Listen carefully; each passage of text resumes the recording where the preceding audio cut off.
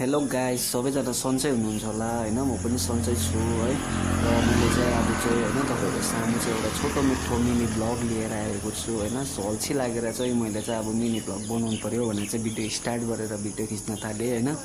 र अहिले आजको चाहिँ अब दिन मौसमहरू चाहिँ एकदम दामी भइसकेको थियो क्या। दिनभन्दा पनि अब रात परिसकेको, लगभग 7:30 भइसकेको होइन। गर्दा गर्दै म चाहिँ किचनतर्फ लागेर चाहिँ होइन खानाको तयारी पनि गर्दै थिएँ नि त। सो यहाँनिर चाहिँ भात पाकिसकेको थियो होइन। भात बनाइसकेर चाहिँ मैले चाहिँ अब आलु भुजिरी बनाउँदै थिएँ नि त।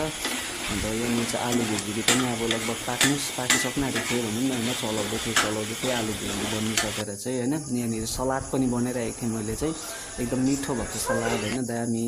र बुढीलाई बोलाउनु पऱ्यो भनेर चाहिँ भित्र गएँ खाना खानुको लागि। बोलाउनु गएको त के खाँदै नाच्दै रहेछ यहाँनिर चाहिँ होइन, के खाँदैको पनि। अन्त यहाँनिर चाहिँ भाइ चाहिँ फोन चलाउँदै बसिरहेको रहेछ है। डिस्को लाइटहरू बालेर एकदम मजाको होइन देखिरहेको छ। रुम चाहिँ यही हो गाइस हाम्रो चाहिँ होइन। पङ्खा चलाएर बस्नुपर्छ, गर्मी धेरै छ नि त। सो त्यही भएर चाहिँ गरमले गर्दा सक्दैन क्या। अन्त अहिले चाहिँ अब हामी चाहिँ खाना खानु थाल्यौँ होइन। बेलुकाको खाना खाँदैछौँ होइन। कमेन्ट गर्नु भनेर भनेको त बुढीहरूलाई दामी लाग्यो अरे क्या। खाना एकदम दामी भयो भन्दै थियो। दही छ, आलु भुजिरी होइन, सलादहरू एकदम आजको चाहिँ। र खाइसकेर भाँडाहरू मोल्नु थाल्यो हामीले चाहिँ है। भाँडा मोल्दा त्यहाँनिर चाहिँ अब प्लानहरू मिलाउँदै थियो घुम्नु जाने भनेर है। बुढाबुढी मिलेको कमिलाले चिलेको भन्छौँ त्यसरी नै भाँडा मोल्यो हामीले चाहिँ आज चाहिँ होइन। आज त के डेली मोल्छौँ हामीले है।